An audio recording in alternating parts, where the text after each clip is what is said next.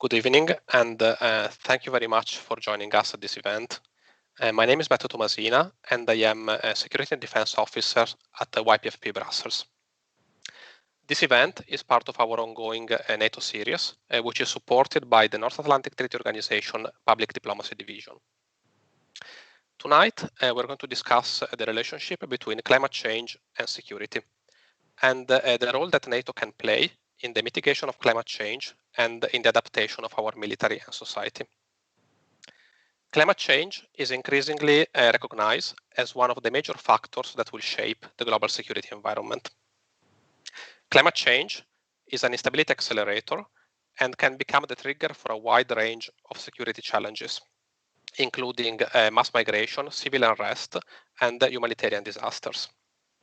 Additionally, climate change will increase the demand on the military for disaster relief operations. More extreme weather conditions will also make more difficult for the military to operate and increase the threat on our critical infrastructure. To help discuss security and operational perspectives on climate change, we have the pleasure and the honor of having two speakers from NATO. They have accepted to speak tonight on a personal capacity, and their view doesn't necessarily reflect the ones of the organization. I would like, first of all, to welcome Michael Rule, and thank you, Michael, for accepting our invitation. Michael is the head of the Hybrid Challenges and Energy Security section at the NATO HQ, Emerging Challenges Division. Michael is a frequent on NATO affairs with a long career in the NATO international staff. Michael has also published widely on security and defense topics, including environmental security, energy security, but also missile ballistic defense. We also welcome tonight Wing Commander Neil Hood from the NATO International Military Staff. Neil is currently the military assistant and the climate advisor to the chairman of the NATO Military Committee. Before joining NATO, Neil has worked in different international appointments, including the EU military staff, where he established himself as the European External Action Service expert on climate security. Thanks to his experience as a serviceman at the British Royal Air Force, Neil will provide a unique operational perspective on environmental security. Thank you again, Michael and Neil, for joining us tonight. Few words on the format of today's event. So we want to be very conversational, and I would like to remind all the participants watching from home that you have the opportunity to ask questions on YouTube. Just type your question in the chat box, and we will get to that during the Q&A. While you're asking your question, please state your name and also your affiliation. We have a live tweeting going on. So if you are a Twitter user and you would like to engage in the conversation, you can use the hashtag YPFP NATO series and also tag our organization. I'm finishing with my remarks, so we can, without any further ado, start. I would like to address a first question to you, Michael. If you could explain to the audience what is the relationship between climate change and security, and why this topic is relevant, and also what is the role and the responsibility of a military, of a political and a military organization like NATO in tackling climate change. Thank you. As you already said, Matteo, that climate change is increasingly recognized as a major factor that will shape the global security environment. And I think most experts today agree that rising temperatures will lead to rising sea levels, cause more extreme weather events, floods, storms, droughts, wildfires, and the like. And we saw just last year in Australia what a wildfire can look like. So there is clearly a security link here. It is not so easy to establish a causal relationship between climate change and conflict. There are many factors playing into this. But I think there have been arguably several conflicts where environmental change has acted at least as a trigger. If you think of Darfur, if you think of Somalia, for example. And it's also, I think, safe to assume that environmental change, climate change can lead to food and water shortages, pandemic diseases, mass migration, and all kinds of humanitarian disasters. It will also influence the way in which military forces conduct their missions. For example, as you said, the military could be called upon more often to provide humanitarian assistance and disaster relief. Other consequences for the military could be, for example, the vulnerability of coastal installations to rising sea levels, the impact of floods, wildfires, and so forth on military exercises, on supply chains, and the like. And of course, climate change also opens regions like the Northern Passage, for example, which so far have been off limits. So if they are open to example, this can lead to all kinds of problems, opportunities, yes, economic opportunities, but also problems. So security problems. So NATO has a lot of reasons to look at climate change as a security organization. NATO is not the first responder when it comes to climate change. I think that role is played by international bodies.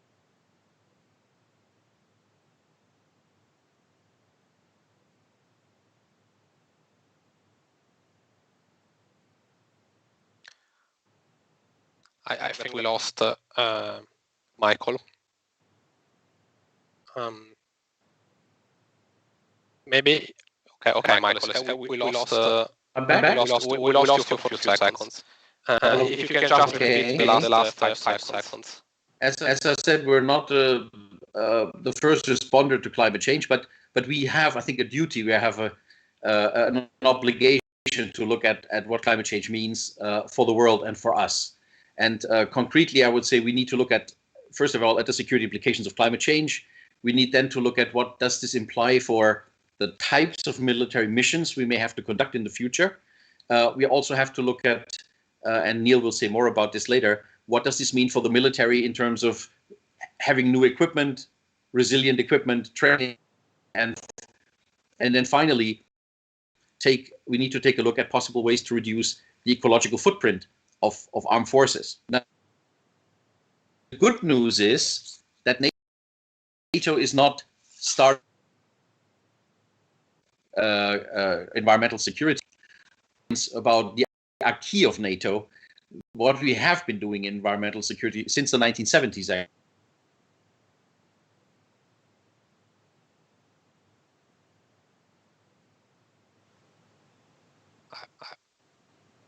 think we still have an issue with Michael's connection. Okay.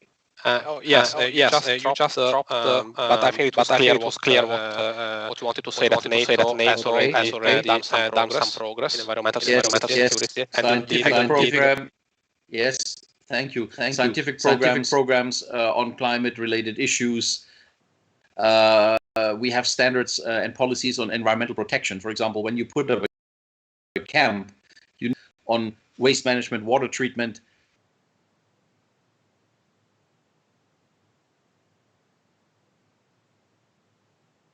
with allies and partner countries, also on humanitarian search and rescue and things like that for a long time. Humanitarian relief operations. Very long time ago in northern Iraq in 1991, when Saddam Hussein was going after his own people, or in Pakistan 2005 after the earthquake. So we have done it in the past. We have coordinated national assistance when it came to floods, earthquakes in allied countries and in partner countries. In the current crisis, the COVID crisis, NATO has delivered medical goods, field hospitals, etc., to allies and partner countries that were stricken by the pandemic. So some of the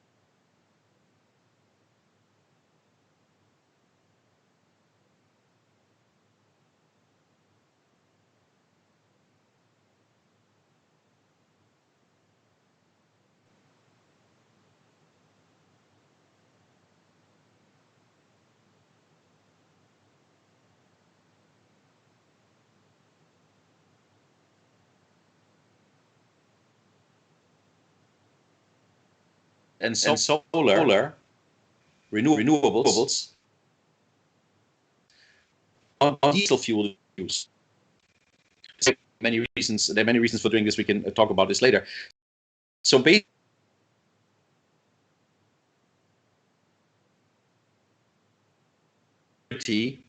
but of course, military is crucial.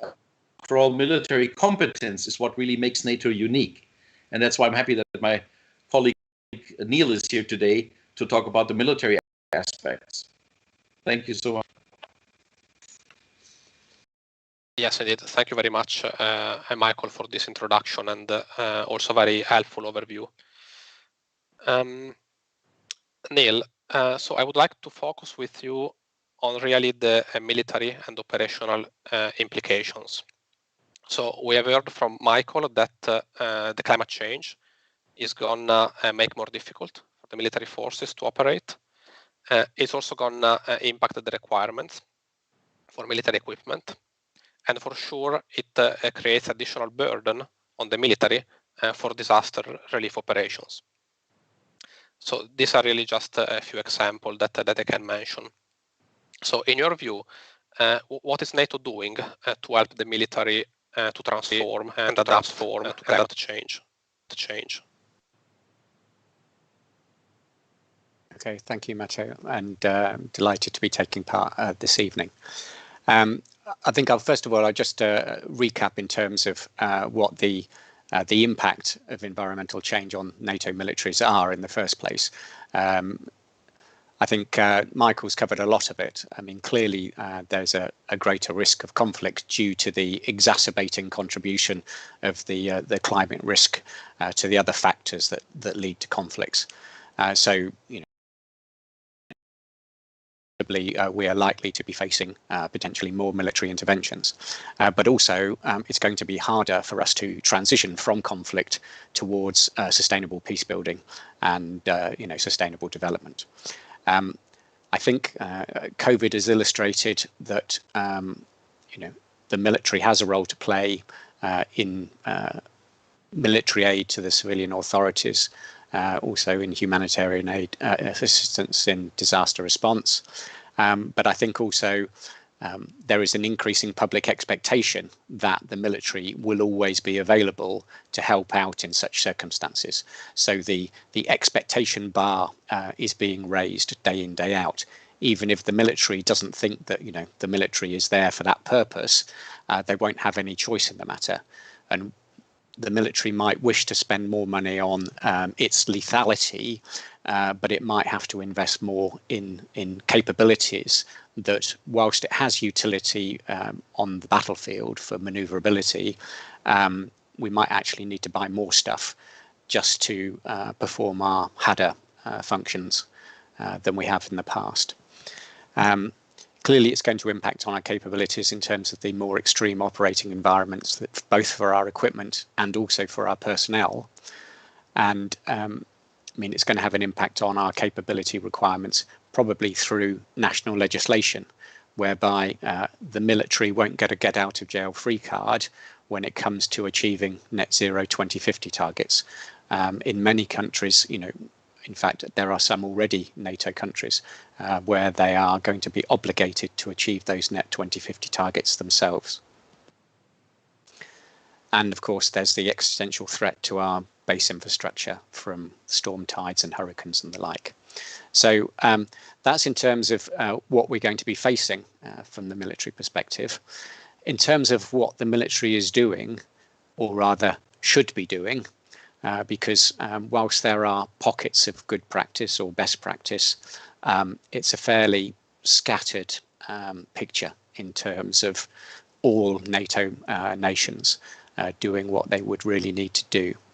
I think I should cover, first of all, capabilities, and start with the most obvious one, which is the green defence, which I think was probably first coined around the time of COP21, when Minister Le Drian, he organised a big green defence conference just before the COP21 in Paris.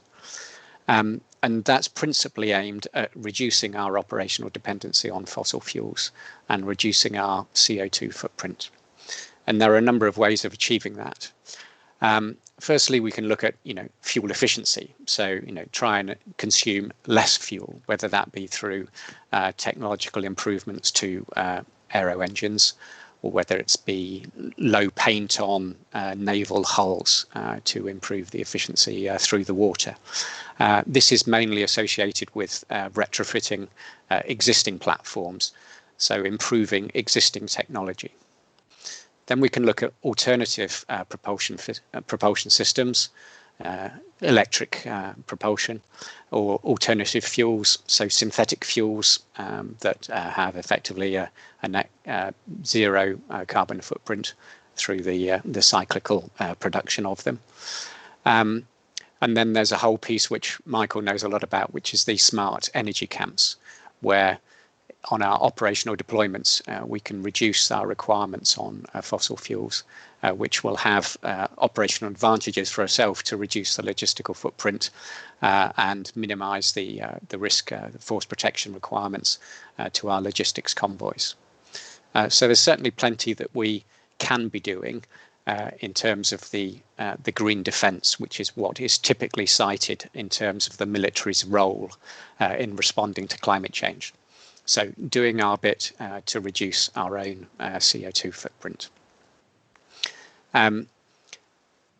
Also, in terms of the capabilities, I did mention that there's an increasing expectation of the military's involvement of military assistance to the civil authorities or humanitarian assistance in disaster response. So whether we like it or not, we're probably going to have to spend more, invest more on existing engineering capabilities, water purification and the like, which can help out in these disaster response scenarios. Moving on to defence infrastructure and real estate. I mean, buildings are largely responsible for the biggest chunk of CO2 emissions globally. And of course, the military real estate, we have a lot of infrastructure. We have a lot of old buildings that are not energy efficient. So we could do a lot to improve our infrastructure on our main operating bases.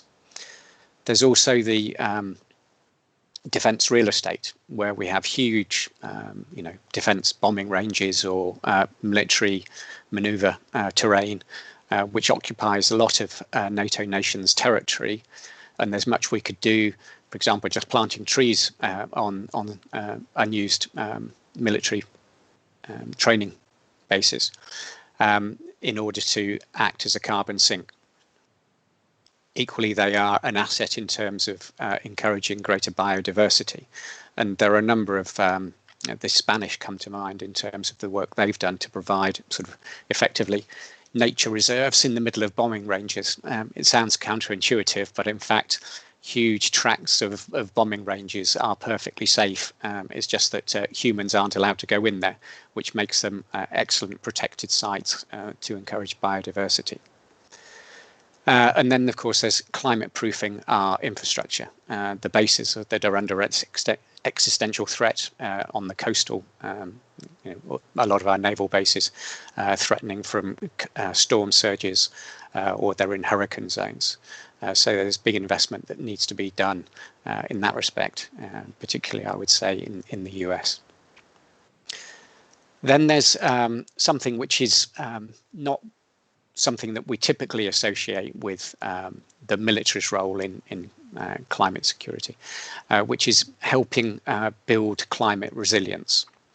And that's particularly working with partners in climate-affected conflict zones. I mentioned earlier that it will be increasingly difficult in future to exit from conflict and transition towards sustainable peace building if the underlying slow onset climate impacts aren't factored into the equation as well. And the military have a role in improving the climate resilience, both at state and societal level, in these climate fragile and also conflict fragile states. So I think there's work that we can do there with our partners in these countries, in these regions, to help them, to help themselves in this respect. Then there's the doctrinal aspects that we need to look at. There's a piece of work which is called the ecosystems approach to operations, that's been championed by the Dutch CIMIC community, where they're effectively saying that any operational commander, he needs to do an environmental assessment to make sure that not only that we don't do any carry out actions which have unintended consequences, but fundamentally the ecosystem that we are entering into, we need to understand it in order to understand the impact of our operations. And from this wider integrated approach perspective, you will have a better informed commander who's more aware of potential consequences of his actions as a commander. And I think that fits in more widely with this sort of under the umbrella of the integrated approach. Military commanders need to think bigger. I read something interesting from Klingendale last week, which was talking about the EU's failure in the Sahel, and it was effectively saying that the tendency for the military to do small interventions for capacity building, training of soldiers to fire straight and to maneuver, yes, that has some utility. But if you don't address the larger issues at stake, good governance, the democratic accountability of the military, etc., then you're just blowing into the wind. So that's something I think that we could usefully develop further in terms of our thinking on the integrated approach, and that's particularly relevant in climate fragile states. On early warning and foresight analysis, I think there's it's often mentioned that this is something that the military can do and should do in terms of factoring in climate factors. I know within the EU they have a good integrated conflict risk analysis tool called the early warning system, which has more recently included climate-related factors in order to give an integrated risk assessment. And as Michael mentioned, climate is rarely, almost never, the sole factor that might precipitate a conflict, but it certainly doesn't help and can bring about a conflict as the straw that broke the camel's back.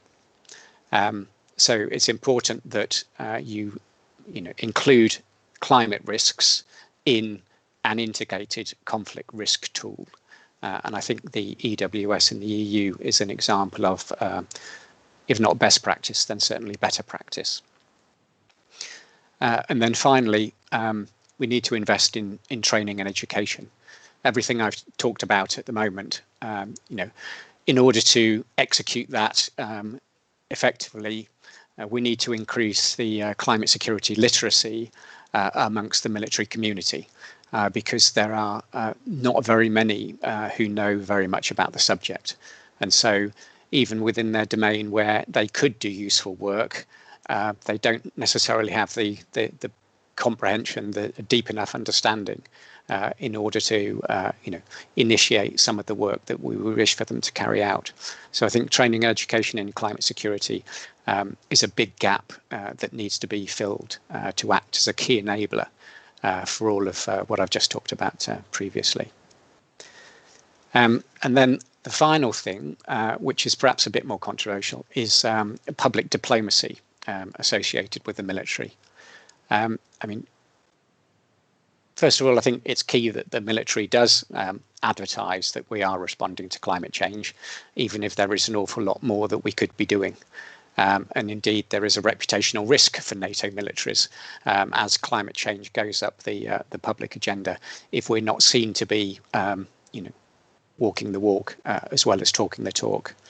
I mean, we shouldn't overestimate the contribution that the military can make in terms of the reduction in its CO2 footprint in order to achieve the Paris targets, but nonetheless, we shouldn't underestimate it either. I mean, I'll use the Australia argument of, we only contribute 2% of global emissions, and therefore we don't have to bother. I mean, if everybody adopted that attitude, then we wouldn't get very far very quickly. So, yes, we shouldn't overstate how reducing the military's CO2 footprint can contribute globally, but nonetheless, it's something that we should absolutely do. Now, Michael said that we're not the first responder as NATO to climate change, and that's true. But I think this is where I might differ from some, where I think the military could play a more prominent role in advocating for more urgent climate mitigation and adaptation because of the grave security consequences that could be precipitated through global inaction. So, of course, most of the mitigation and adaptation actions are going to come from everywhere else but the military sphere. But I think because the senior military voice is generally a respected voice, it's an authoritative and credible voice, then I think in terms of convincing those who are climate skeptics, then senior military leadership in countries of NATO could play a useful role in that regard, with the caveat that they actually know what they're talking about. Because, again, there's not that many that are really, steeped in this subject. There are a few chods and a few 3 and 4 stars around NATO who I would say are pretty clued in and would be able to give a deep and meaningful intervention on this subject and be entirely convincing. But they need that background knowledge in order to be able to do that. Part of the reason why this might be considered more controversial is that there are some that have been worried in the past about the securitization or militarization of climate change. And we tend to be, the doom mongers. And, there was this argument about, if you just paint a picture of doom and gloom, then everybody will just give up hope and party whilst they still can. And it's true that, of course, if we face it from the purely security consequences, then that's a negative picture. But equally, we could paint the other side of the coin, which is, we need to work for opportunities for peace building and stabilization. So we can paint it in a positive light, rather than just, as I say, being the doom mongers that we're typically portrayed as. Yeah, so I'll leave it there for the time being, and let's see where we go with the questions. Thank you. You really covered a lot of ground, and we will have opportunity to dive deeper into each single topic during the discussion, I believe. I think it's really important what you said about setting the right expectation, and the fact that the military will always have to balance operational effectiveness with reducing the environmental footprint. So communicating clearly and setting expectations is very important. We have started receiving questions from our audience. So I see that the first question comes from Maria Emilia from Argentina. And Maria Emilia is an international relations analyst on climate change. This question goes to you, Michael. So Maria Elena is asking, how do you think the president-elect from the USA, Joe Biden, will change the relationship with NATO, and specifically on the topic of climate change? It's really related to recent events. So the US election and the policy of Joe Biden regarding NATO and the climate issue. Well, the first question, or the first answer, part of the answer is he admits that climate change exists, which is quite a difference to the still the outgoing president of the United States. So that is in itself, I think, is a huge difference. And believe me, if these issues trickle down, if you will, into the way NATO conducts business, if you write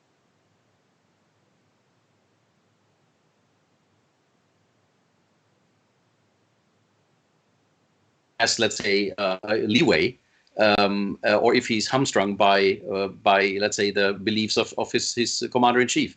So I think we will see more a more forthcoming, I would say, attitude by the United States on this issue, and this permeates, I think, everything we will do with regard to environmental security.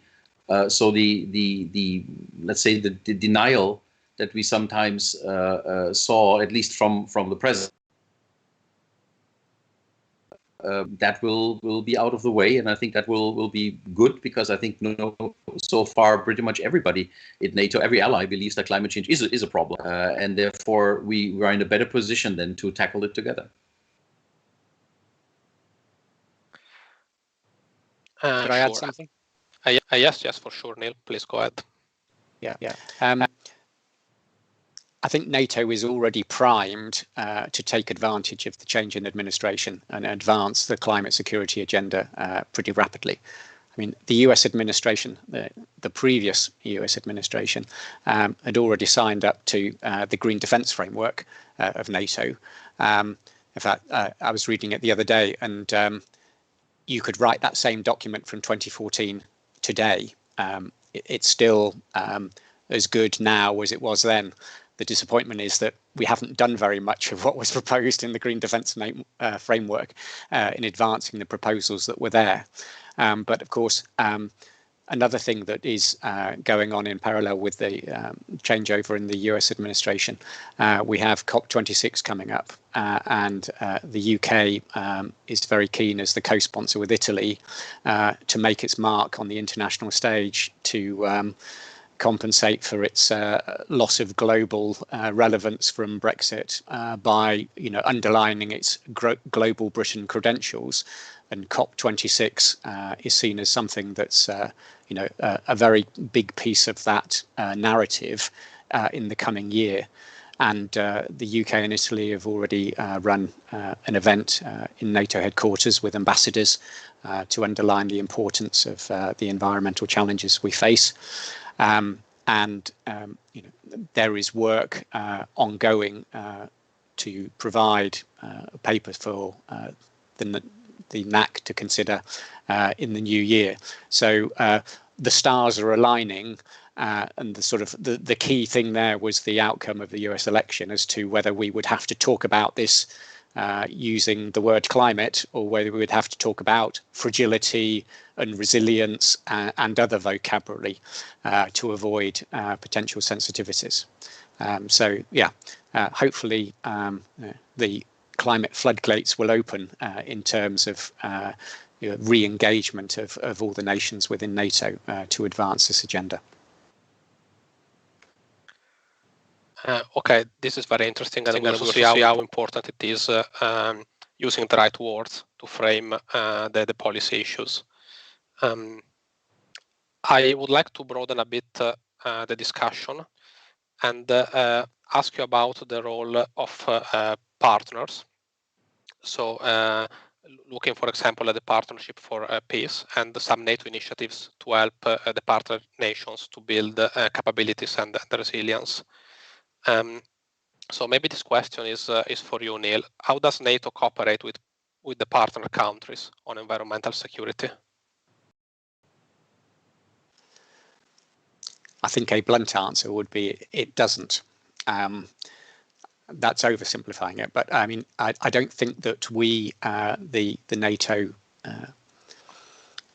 nations and those that are participating in the dialogue with the partners, whether it be through the Joint Force Commands, we are not savvy enough on climate fragility issues to really incorporate that in the various training programs and capacity building programs that we're doing with partners. I mean, we're looking at the moment in terms of what NATO engagement with countries in the Sahel is going to be, where clearly climate fragility is a huge issue. But we kind of need to get our own house in order first before we're capable of adding that to the melting pot of what we work with partners on. But I certainly think it's there are great opportunities there to really add value in that work with partners in this regard. So it's a bit jam tomorrow, if I might say. It's certainly, within the green defence framework, it's all there in terms of an aspiration. We just need to be able to deliver in terms of that aspiration. Can I say one word on this as well? Yes, for sure. Just two small examples. I agree with Neil. We're not doing that much in terms of cooperation on military front, for example. But if you take, for example, the science program, we've spent a considerable amount of money on a project, for example, with Ukraine, planting sensors along a river that tends to flood every year. So early warning sensors, so that the people literally have to leave the region. So these sensors were paid by NATO, and they were basically then given to the Ukrainians. That was a small example of helping a country dealing with one specific issue of, let's say, climate-related or environmentally related security. And another example in a totally different direction, and Neil already mentioned the smart energy track that we're pursuing. When we looked at countries partner countries from which we could learn for the smart energy, for our smart energy aspirations, we looked, for example, at Sweden and Australia, because these countries had experience with fossil fuel reduction, with similar things. So as we started this project in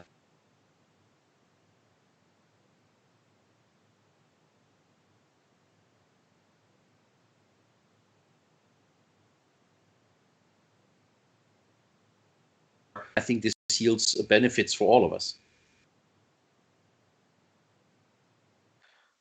Yes, and for sure, this is one of the value added of NATO, can bring together expertise from different countries. We have just received another question. This is from Ronald Terrazas, who is a researcher at the Polish Academy of Science. So Ronald is asking, with the North Passage opening now and more frequent natural disasters in the future, will the current NATO budget be enough? Would members be willing to contribute more money? So here we are looking from a budget perspective, which is of course a big debate at NATO. It's also around the burden sharing among the different nations. I would like to pick your brain on this question, Michael. Well, I mean, you can't answer this in the affirmative. If the world changes,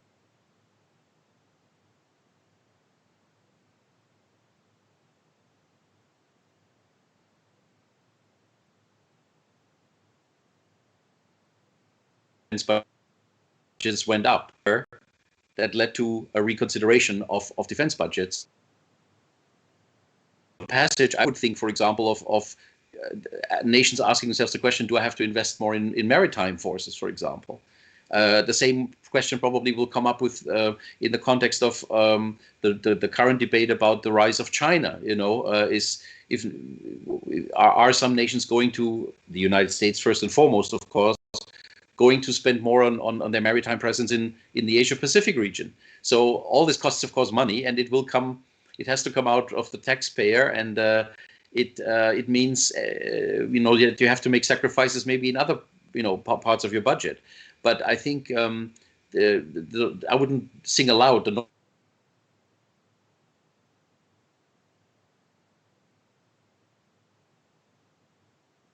We need, for example, you already alluded to it earlier, we need different capabilities. We need, let's say, more helicopters, more amphibious vehicles, whatever. Neil can elaborate on this. Then, of course, it changes the way we think about our military budgets per se.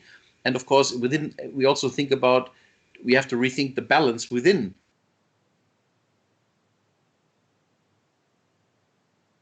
Money is a result. That's something, well, we have to cross the bridge when we get there, but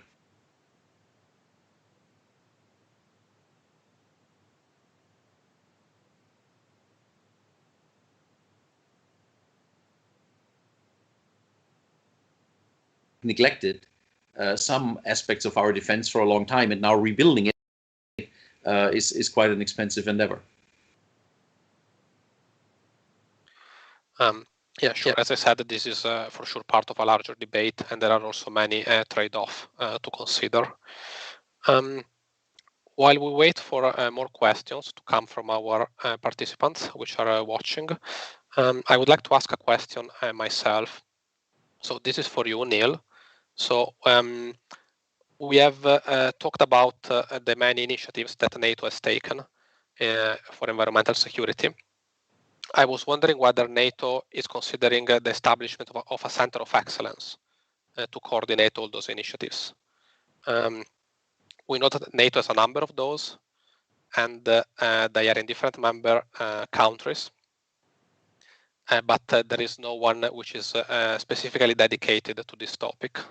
Is this on the agenda of the NATO initiatives? Well, first of all, I need to have a word on centres of excellence, which are not part of NATO, but are accredited to NATO. And it is entirely at the whim of any particular nation as to whether they want to set up a centre of excellence and then accredit it or seek to accredit it to NATO. And there are formal accreditation procedures that we go through with Allied Command Transformation to get the accreditation approved for the centres of excellence. You could argue that actually many of the facets of climate security are already covered by the near 30 odd centres of excellence that we have. You've got the Centre of Excellence for Energy Security, Military Engineering, Civ-Mil Cooperation, etc., etc. So they all have contributions to make, covering a multitude of different aspects, but you can cherry pick from some of the work strands that each of them are doing as contributions to deepen the body of work that is being done towards a NATO contribution. I forgot to mention the Crisis Management Disaster Response Centre of Excellence in Sofia as well. So we are not the masters of the centres of excellence. They decide themselves pretty much what they want to do. Some are more interested in this than others. But I certainly wouldn't expect a COE to be stood up anytime soon, focusing and dedicated on climate security.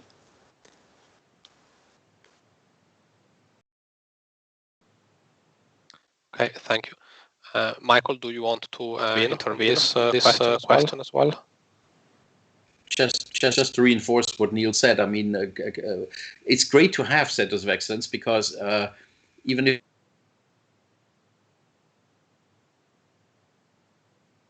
we are happy always to have a working muscle that in addition to what we have in NATO itself. But perhaps when track, so to speak, really takes shape in NATO, and Neil already said, I think early next year we will see movement in this respect. The Secretary General just gave a speech a couple of weeks ago. Neil mentioned the UK-Italian event. So if this continues, I could imagine that a country or even more than one country will feel a certain appetite to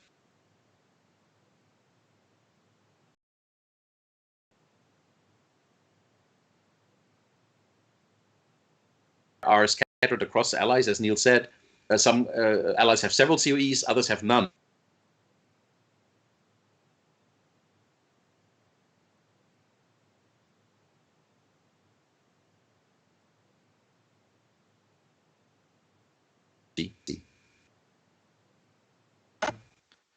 Can I come back by adding something which is not directly related to your question, but it's to do with what I'd call climads.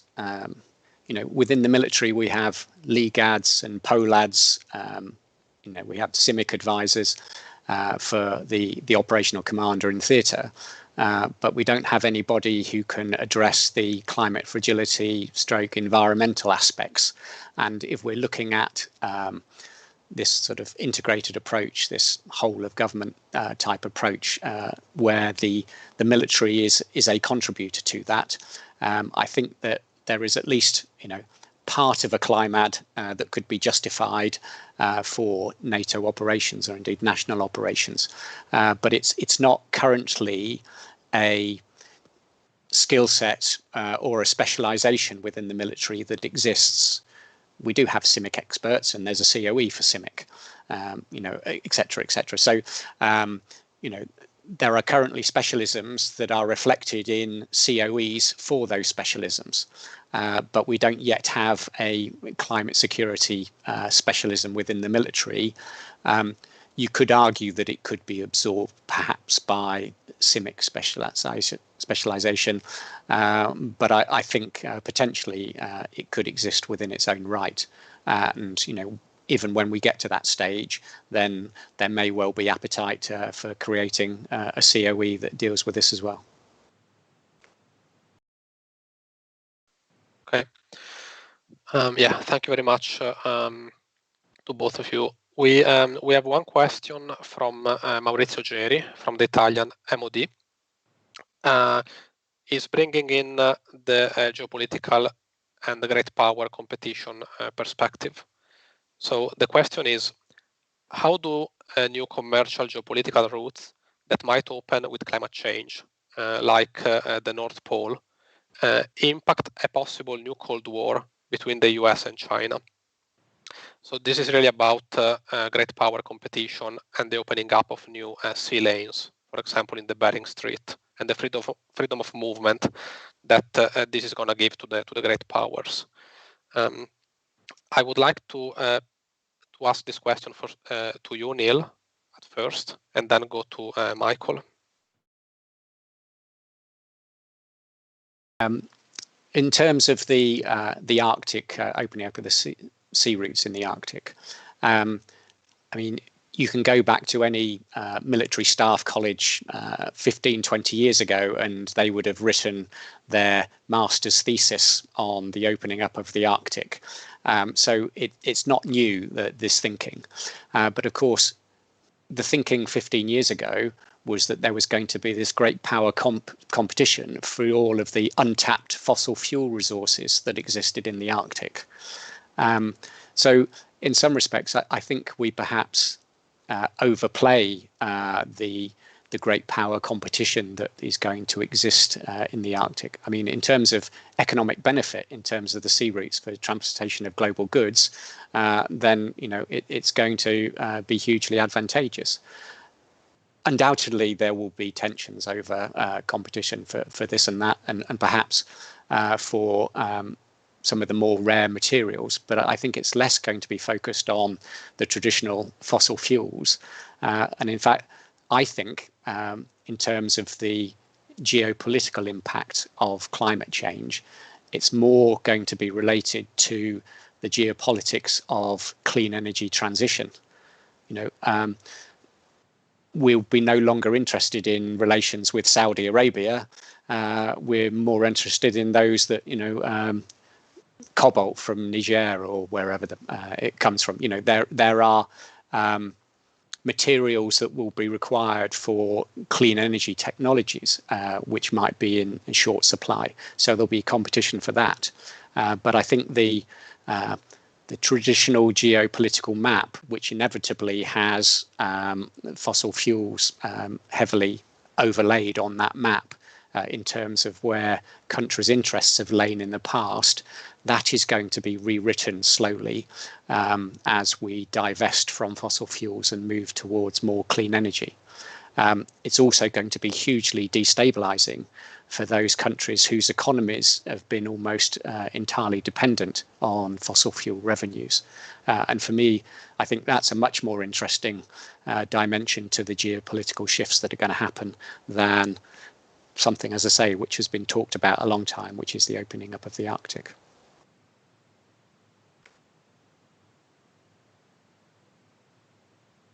Yeah, that's really changes the perspective on the issue, and we see how many ramifications the climate change topic has with security. Michael, I would like to have your take on this topic. So, climate change and the great powers competition. I agree at this through the lens of, in a way, outdated issues like fossil fuel. I also would argue that the rare earths and other issues are becoming much more interesting in this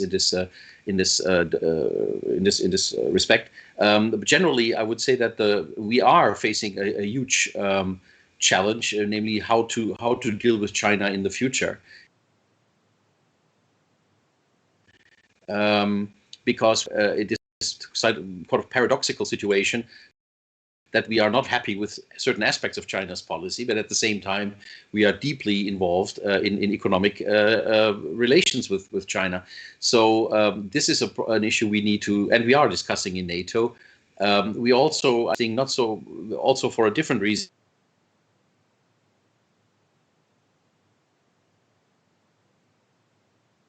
But it creates dependencies that are at least allies are worrying. So we need to look. I think China is interesting because it shows the connection between economy and security in a new light. So I think NATO generally needs to get its act together vis-a-vis China in a way we've never done it before. We never thought about it before. And indeed, as Neil said, I think the opening of the Arctic is of a minor significance in this respect.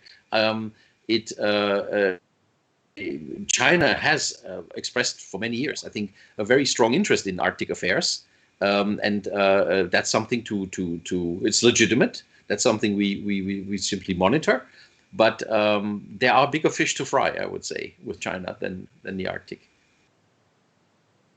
Could I just add something on? Could I just add something on China? Yes, sure. Yeah. Putting my former EU hat on. I participated in a couple of COPs where the USA was missing in action, and the EU, and of course, many of the NATO members are members of the EU. Although the multi-annual financial framework's yet to be signed off because of Hungary and Poland. Thank you very much. They're looking at huge investment in the next 7 years to address climate aspects, and the relationship between the EU and China in advancing the discussions at the COP to get global progress has been fundamental to the success that they've achieved, albeit modest success. So I think when you are sat in NATO headquarters talking about the security threat to China, it's a potential adversary just looming large over the horizon. If you move 7 kilometers down the road to Rond-Point Schuman, I think the perspectives on China, when you look at the economic dimension and the role that they must play in addressing climate change, then there are other fish to fry than just the security aspects. So I think sometimes it's always good to look at it from a different perspective.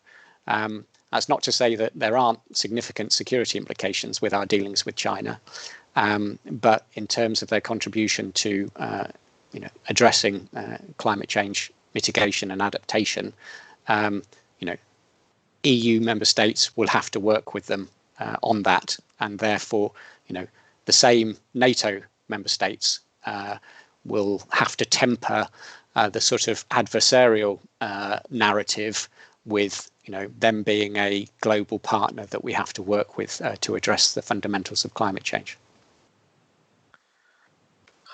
Yes, I also think that what you both explained also illustrates how the metaphor of the Cold War cannot be fully applied to the situation we're having with China. Of course, it's a different kind of competition and cooperation as well. So given also your EU experience, Neil, I would like to ask whether there is a level of cooperation between NATO and the European Union on the climate topics. Of course, they're two very different organizations, so the Economic Union and the Political and Military Alliance, but are there synergies to exploit in front of the climate challenge?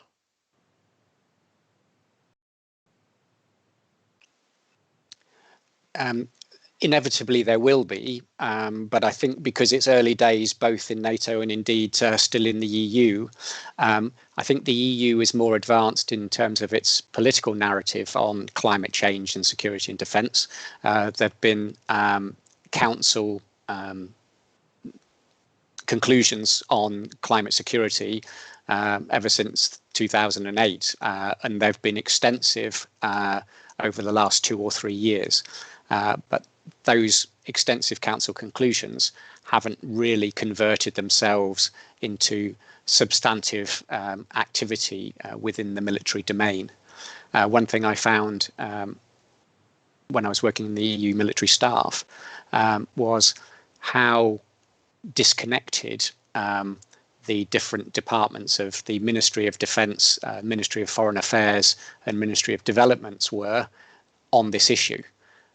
We talk about an integrated approach where, those three instruments need to be blended together. But on the subject of climate and security, we were almost, providing a dating agency service from the External Action Service in trying to get, the different departments within a particular country to talk together so that they could be a bit more joined up. Going back to your original question about EU-NATO cooperation on this subject, inevitably there are opportunities. When you look at the Green Defence Framework that was issued in 2014, a lot of the work there is still to be enacted, and that can be enacted in cooperation with or in concert with the EU, particularly as the majority of this is at the unclassified level, and therefore some of the issues of security arrangements with some EU member states, goes away. So whereas cooperation in other domains has been a lot trickier because of the politics, it potentially should be less so if we remain at the unclassified level on this topic.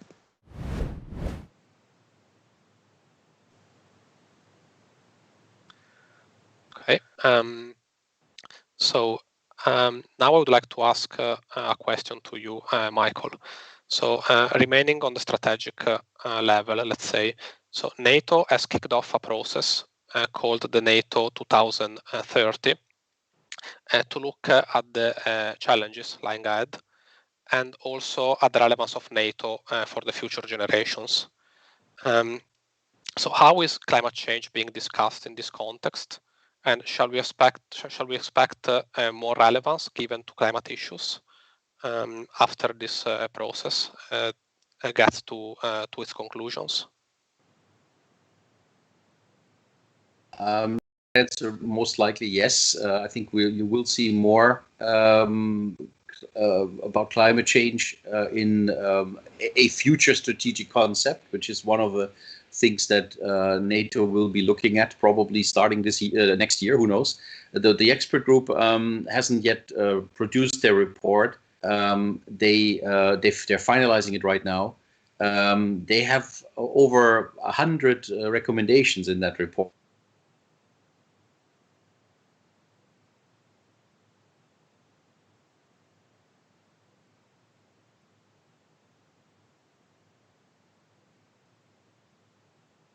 Mentioned as a threat multiplier, if you will, and I'm pretty sure that if we would revise the strategic concept, we will probably be more elaborate on that particular part. I think that's kind of the world has changed in these 10 years. Climate change has become, is heavy on everybody's minds now. It was not the case.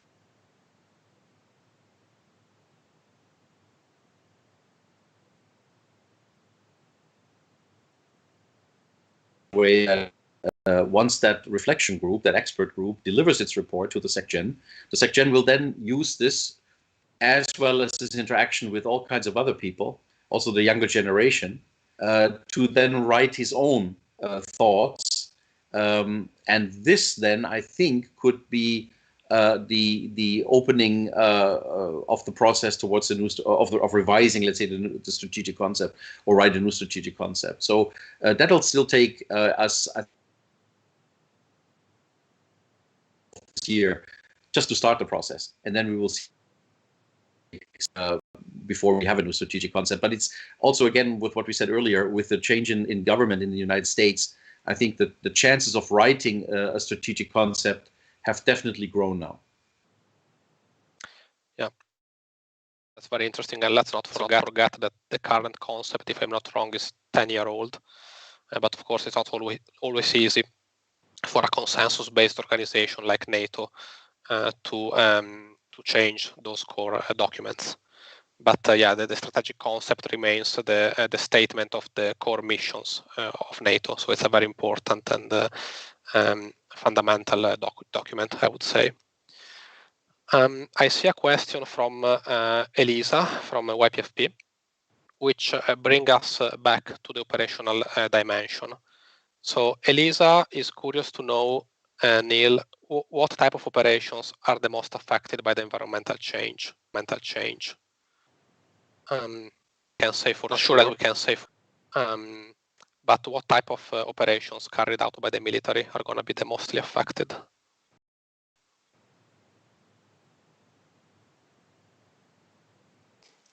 Are we allowed to pass on any of these questions? I'm not sure, Neil. Yeah, it's unanswerable in a way, but I mean, certainly, I remember, in Iraq in the early 2000s, we had aircraft that couldn't get off our carriers with weapons on board because it was too hot and the engines didn't operate efficiently enough to be able to get airborne with payloads. There was lots of problems operating in dusty conditions in the desert with ingestion in helicopter engines. So, the hot and dry is certainly an environment which is going to get hotter and drier in the countries that are already hot and dry. Monsoon seasons are getting even more dramatic as time marches on. So dealing with operating in monsoon-like conditions is going to be more challenging for our operational platforms. It's challenging also for our soldiers on the ground. The weakest link in a capability platform is often the human being, and with our network-enabled soldiers, they're going to be required to carry more and more equipment in order that they can sort of participate in the network-enabled battle space. But that's increasingly difficult, if you're in a very hot climate. So, we're going to have to air condition our troops as well, and there are technologies afoot to try and introduce those to the future combat soldier. So certainly the extreme heat and humidity is going to be challenging for our equipments because they are at the upper end of the operating envelope that for equipments that were designed perhaps 20 years ago, and certainly had much more narrow operating envelopes than we envisaged. That's going to be the case in the future. That's really all I can offer on that. I think that's very interesting also from a capability and requirement perspective. I would like to ask a question myself. So we saw that many NATO nations want to improve the environmental footprint of the military, but this may not be the case across all the alliance. So can NATO, for example, set green targets for the military of the member nations, similar way as they do, for example, with the target regarding the military spending? Is there a mechanism for NATO to do this? I think this question goes always to you, Neil. I wouldn't wish to comment on the mechanism, but in terms of that being a realistic proposition, Michael already alluded to standards that we have or are developing for environmental standards for military operations, and whether that be on NATO deployments or whether it be that nations can use for their own national deployments. and the work that Michael's team are doing on the smart energy camps, there are the equipment that's being brought online will enable commanders to measure their own performance and set themselves performance indicators to show whether their camps are working efficiently or not. So certainly I would imagine that there's going to be some kind of benchmarking carried out for operational deployments. But in terms of achieving pan NATO-wide emissions targets, I think it's apples and pears amongst the nations. I think some of the European nations, they'll have their own national targets, which are far more stringent than anything else that NATO would come close to in terms of harmonised agreement. You just work to the lowest common denominator. So it will be very much left to nations to get their own houses in order to the extent that their governments direct that they have to do so.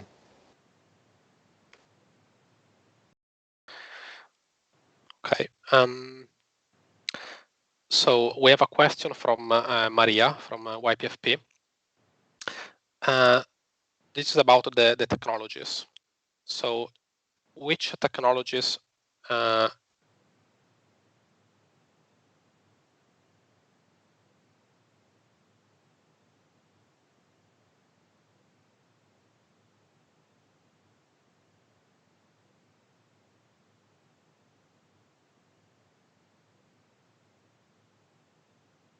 I cannot hear you, Matteo.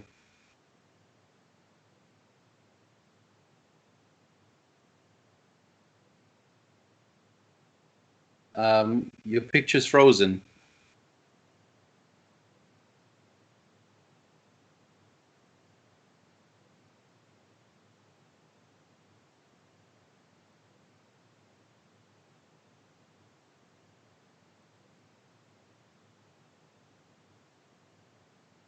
Matteo? Neil, can you hear me?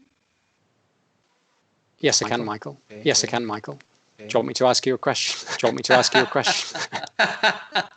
Matteo has just stepped out of the conversation. He's coming back. He was frozen. Hi, Elisa. Hi, Elisa. Hello, can you hear me? I have the questions in front of me. Matteo was going to ask. Okay, so hopefully Matteo comes back soon enough, and for our audience, hopefully he will step back soon. But the question that Maria was going to ask is, at what technologies is NATO looking to mitigate and adapt to climate change? For an example, like the predictive power of big data and artificial intelligence. Shall I start? We're looking at artificial intelligence. For example, we have just this year we set up a new unit in our division called Innovation, and they're looking at artificial intelligence and everything you can do with it. How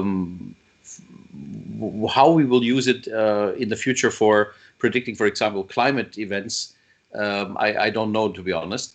But on technology, on let's say more traditional technologies, of course, what we have been doing for a long time now is to look at how renewables can be used in some military applications. How you can make a camp, for example, less dependent on fossil fuels. And you can do this with a lot of small things. You can, let's say, use LED lights, for example, which use very little electricity. You can use tents that have special insulation so that you do not need as much electricity for heating and cooling. We've tried to bring companies together. Some of them are quite small, actually, showcasing what they can do. And for example, just to give you another very small but very interesting example, today they can do solar panels, which are so rugged that they can be used by the military. You can even shoot at them and they will still function. So the problem that often was associated with let's say green technologies, that they are not usable for the military because they are too fragile. These companies clearly show that you can use renewables in a way that the military will be happy with it. Of course, you will not drive a tank with solar panels, but you will always have to see which technology fits.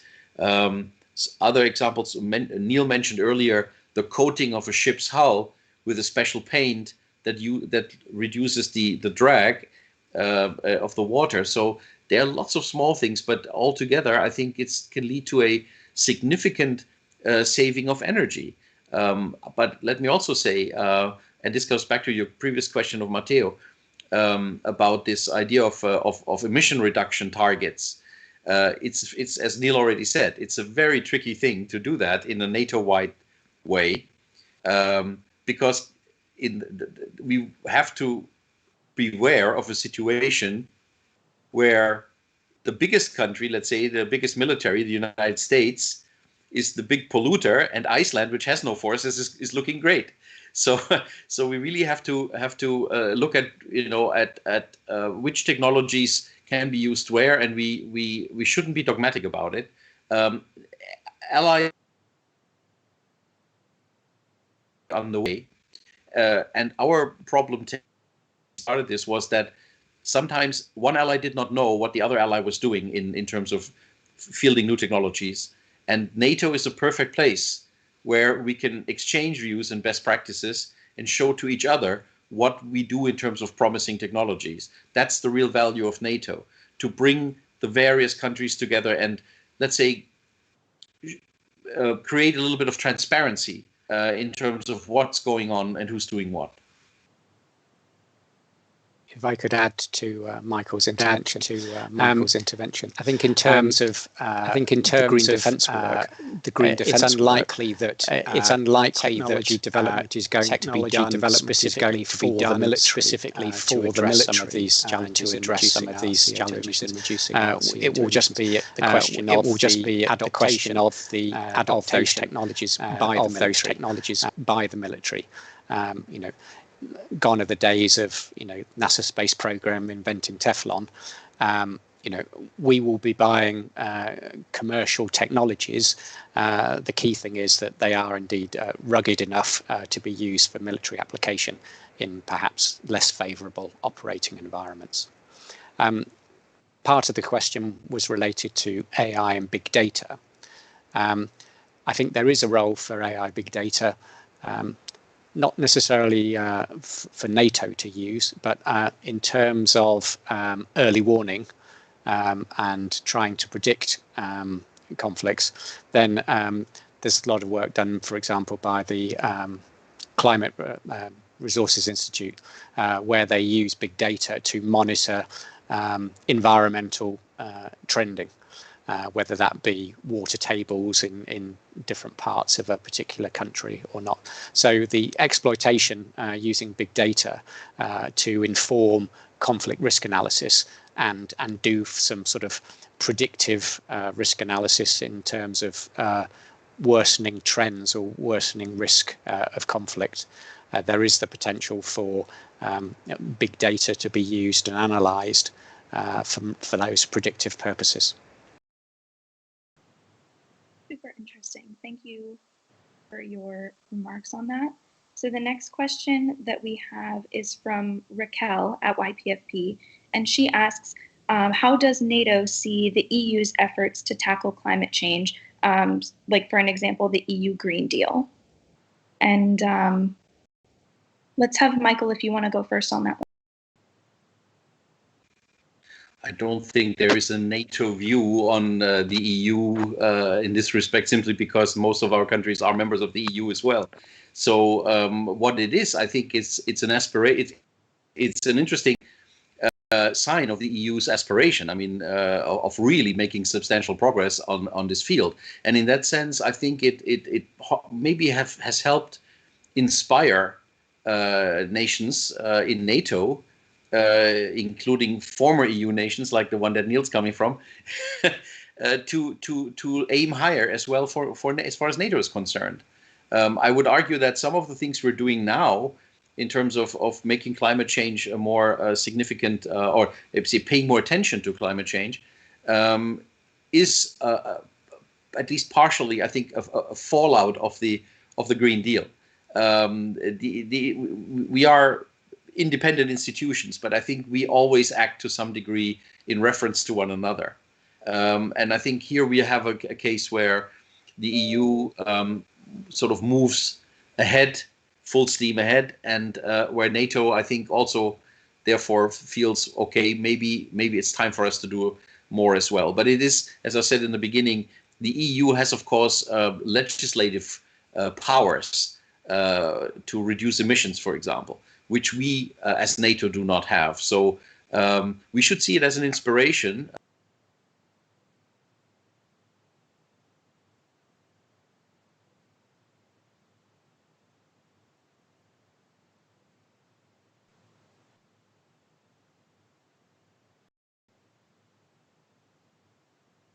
Great. Thank you, Michael. And thank you, Michael. And Neil, if you have anything to add on the question.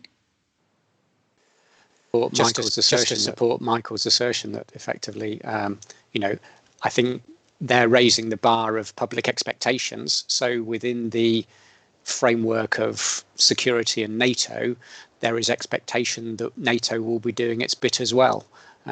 Even if we don't have, the massive legislative influence that the EU has to influence global emissions, we still need to be seen to be playing our part with what we can do within the context of NATO. Great.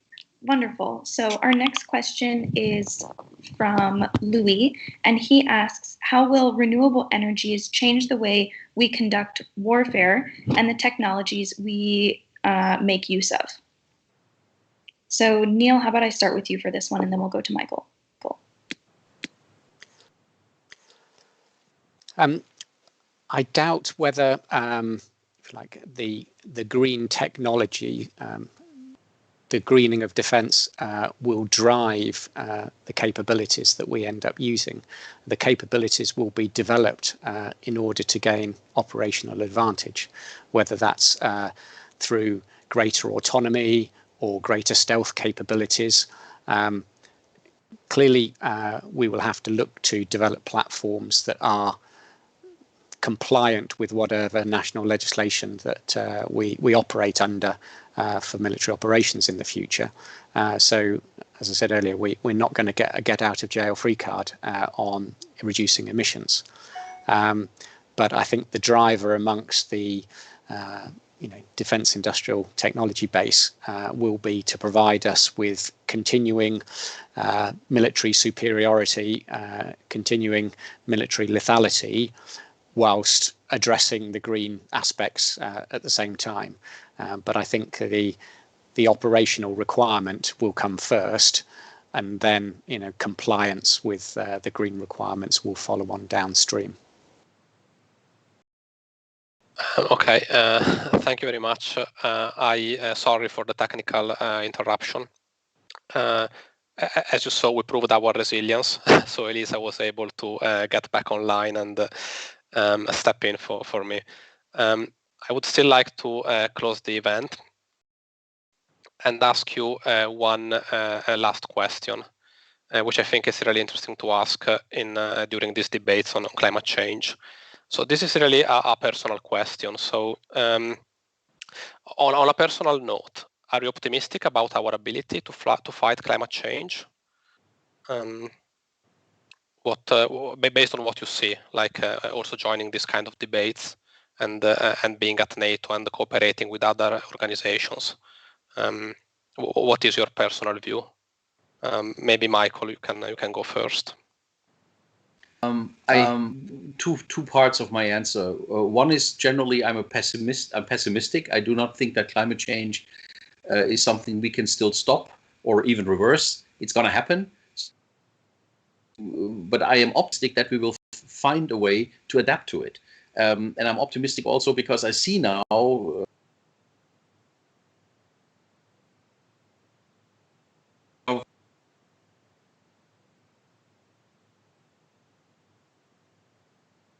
cannot make we cannot change things back to where they were before.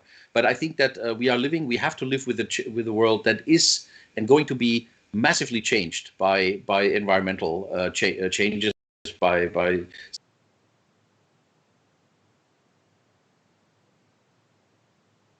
twice as much or fire or flood insurance. We simply will do it because it's the way we have to we live. But as Neil earlier said, that shouldn't make us fatalistic and give in. I think we will do everything we can to slow down climate change. But I think adaptation and mitigation will have to go hand in hand. I think there's a global conscience now that has been sort of raised over the last years, and even many doubters have now converted to understand that climate change is a reality that needs to be tackled. So it's a balance sheet, I think the world will survive, but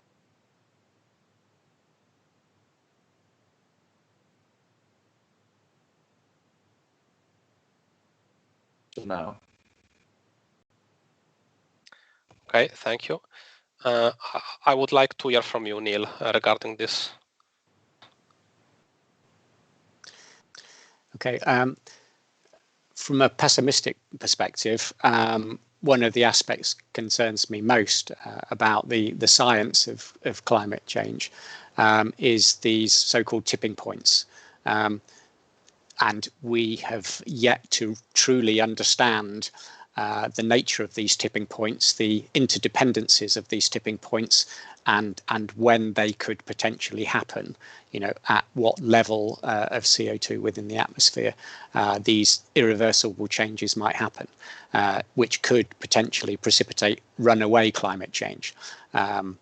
So that's my pessimistic side. Another pessimistic aspect is when we look at the impact of the current COVID pandemic that has affected, the whole globe.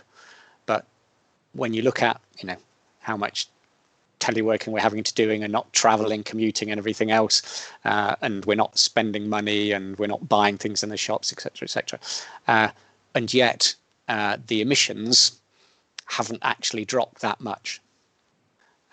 So our fundamental way of living our lives and how the planet functions from a human perspective, we consume huge amounts of fossil fuels, and trying to re-engineer the way the world functions is going to be an absolutely massive challenge. That said, I think COVID has given everybody time for reflection about how they do live their lives, and do they really need to go to the shops every Saturday and buy something they didn't really need, etc., etc. So, it might help, amongst everything else, to change this sort of notion of, post-industrial consumption is the ultimate ideal to something of a lifestyle that isn't about, what clothes you wear and what watch you have on your wrist. It's about something more.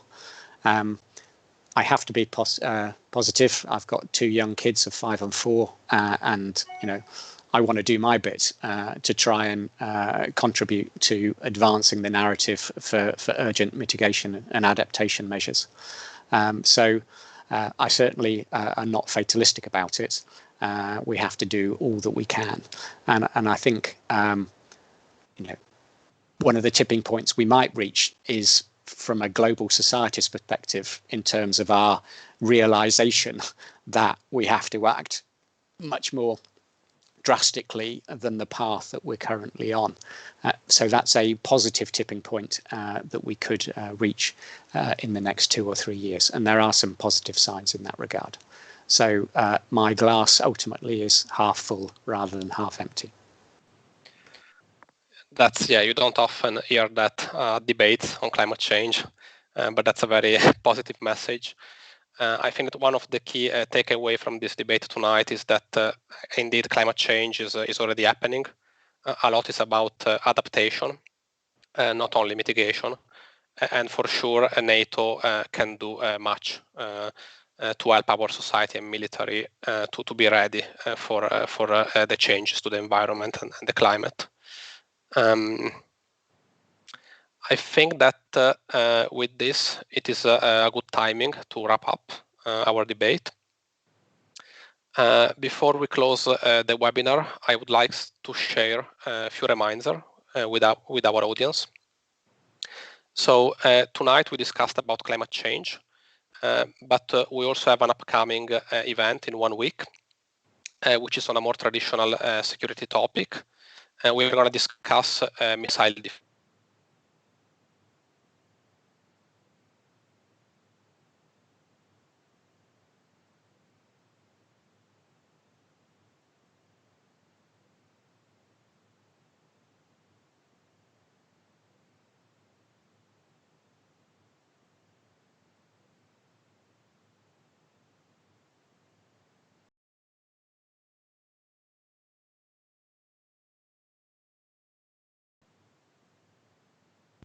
Okay, I can pop back and finish his moderating notes. So yes, as he was saying, we have our upcoming event next week for our YPFP NATO series.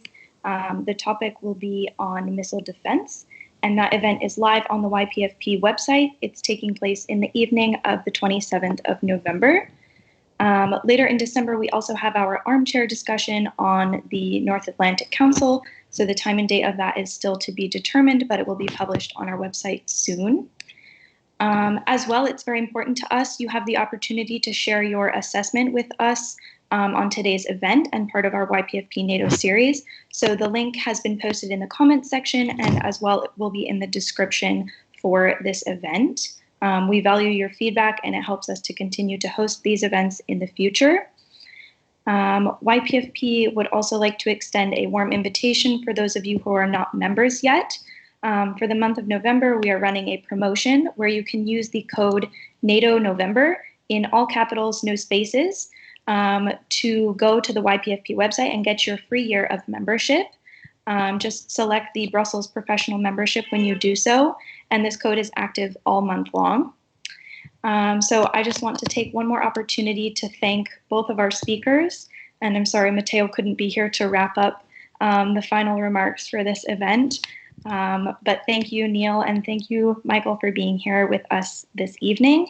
And with that, we are good to wrap up. So thank you all for attending as well. Thanks very much. Cheers. Thanks. Bye-bye. Thanks. Bye-bye. Thank you for attending YPFP's live stream.